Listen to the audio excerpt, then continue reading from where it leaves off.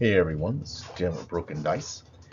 In this video we're going to take a look at the second season so far of my Rome in Iberia solo wargaming campaign. Alright, up to this point, let's just say it's been a disaster for me. A little recap, what's going on here. In season 1, I used what I refer to as a top-down view or a view from above, where I am more of a game manager in my solo wargaming, where I'm like an assistant. I just move the stuff around, roll the dice, and let's see what happens. In this season, I'm doing what I refer to as problem solving, and that can take different forms depending on the different battle you take part in.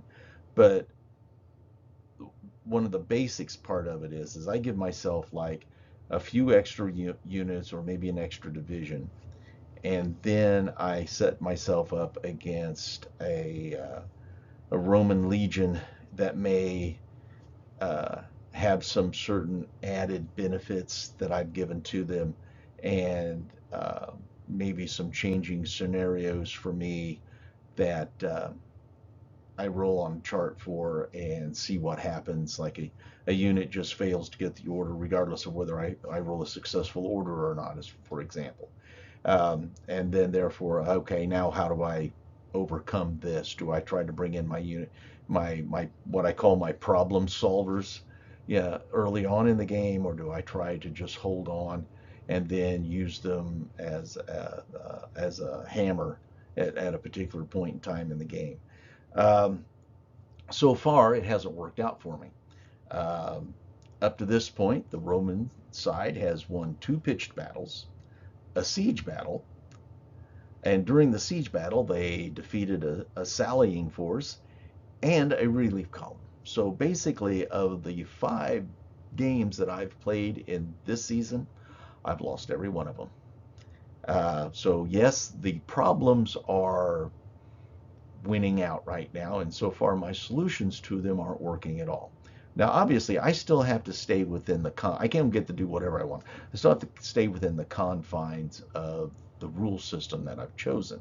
And for this, I've chosen Hail Caesar, so I have to do like off-table units have to roll and pass orders and all those sorts of things. Though that's also a problem I have to try to overcome. So now that we've done all this, let's look at where the Romans are right now in my campaign and where they plan on going. Okay, so we look at this red box in the top right corner, and this is the area of operation that we see right now.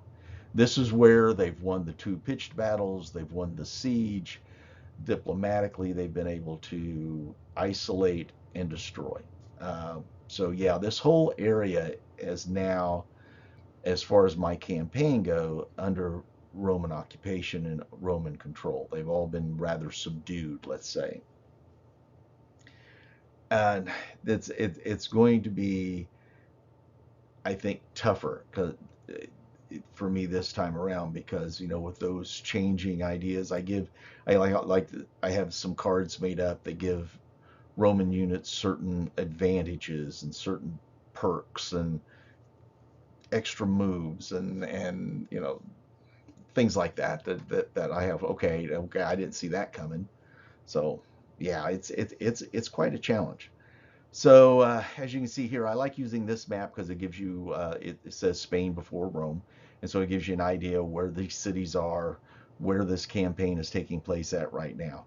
And so now we need to look at who was actually the tribes actually involved. And as you can see, these are all the tribal names that were involved at this point in time in history with the Romans. Now, obviously, I did not do the research for these maps. Do not think that I did this. I pulled this off the internet, and kudos to these people who did all this work. This is probably for somebody's graduate work or something, and kudos to them. They did an excellent job. And I just think it just adds something to it when you can add the tribal name to a particular area and just say, oh, well, we're doing this game here or doing this. It almost gives it like um, a much more human sort of feel to it when you know that this tribe, these people had a name and they had a place and they had their life there. And in come the Romans, and well, for the next couple of hundred years, it was not a pleasant encounter. So let's talk about diplomacy. As you can see, with each one of these tribal names on the coast here, they all have like a DR by their name, and that's their diplomatic rating. And I did a little bit of a tweak to my diplomatic ratings, the way I use diplomacy in the game, because like I said, in this phase, I'm taking an actual hands-on approach in the game, so I needed to give basically my AI opponent, my ulterior motive opponent, I don't know what you would call it when you're doing solo wargaming, but my opponent an extra advantage in the diplomacy phase. So what I've done is I've added a little bit of a section to it, and I call this my treachery, bribery, and coercion phase. And this is where we take our diplomacy ratings and we add that to a die 12. And I'll explain the die 12 in a minute. And if the Romans win the roll, then they can keep that tribe that the targeted tribe wanted to get allies from taking part in any of this phase's activities. They can't lend, like say, let's look up here for an example. The Lecitani have a diplomatic rating of 2. Didn't do them much good in this last game, but let's just use them for an example. Okay. The Sessitani, which are along the coast, they are in contact with 3 other tribes along their borders. Those are the ones that they can immediately call for aid from. Those are the ones the Romans would want to stop. And so we would roll the die 12, add their diplomatic rating, and if the Romans win, then that tribe not only will not lend aid to the Sessitani, but they can, if they have a higher diplomatic rating than the Sessitani, if the Roman, okay, let me explain this. If we've taken them out of the phase for lending assistance to any tribe that the Romans attack in this phase, but the Romans can get aid from them as long as they have a higher diplomatic rating than the tribe that the Romans are targeting for attack. I hope I explained that right. So let's say in an example here that the Sessitani, they're targeted. They're going to be the ones under attack from the Romans. They want to get aid from the Lecitani, Laetani, and the Ilcovones. Okay. Well, the Romans, they go to the Ilcovones in the treachery, bribery, and coercion phase, and they roll their die 12 and add it to, let's say, 6. And then the Ilcovones will roll a die 12 and add their number 2, this was their diplomatic rating, to their die 12. Let's say the Romans outscore them, so the Ilcovones will take no part in this phase of the campaign. But if the Ilcovones, like they do, they have a diplomatic 1 higher than the Sessitani, then they can lend aid to the Roman forces. But in order to do that, we have to do a normal, like, call for aid roll, like I do with myself with the other tribes. So we have to go back, we roll the die 6, add it to the diplomatic rating, and the other team rolls the die 6, they add it to their diplomatic rating, and the difference is in the number of troops available. If the Romans roll higher, and the difference in that roll up to a maximum of 4 is what the number of units that they can get. Um, if the tribal unit rolls higher, then they send no aid at all.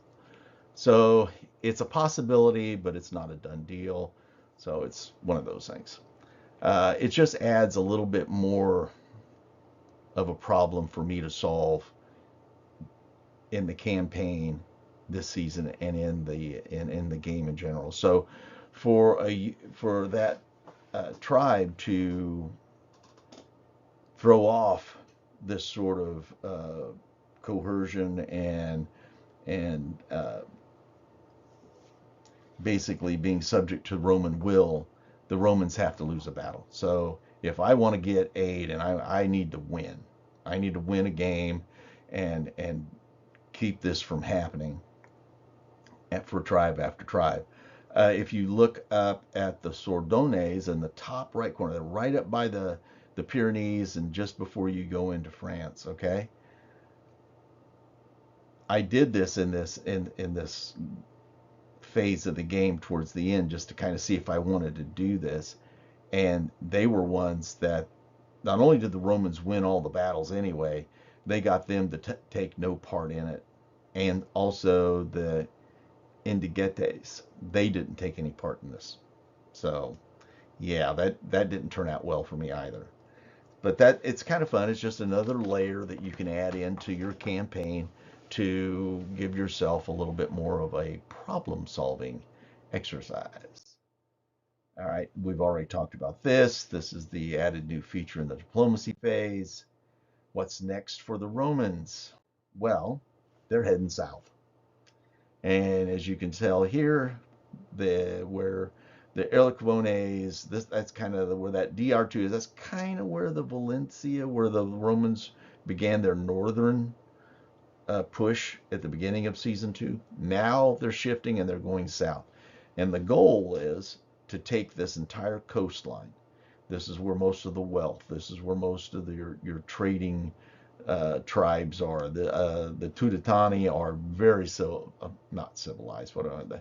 They're more, let's just say, urban and Mediterranean in their lifestyle. So they're not a warring tribe like the Iberia or the Lusitani. They're not like that. They're more I would say they have a great influence from Carthage. Basically, they're more business trade oriented. But that's why the Romans are heading down. They want to take them out. They want to take that wealth for themselves and hold on to it. All right, let's take one more look.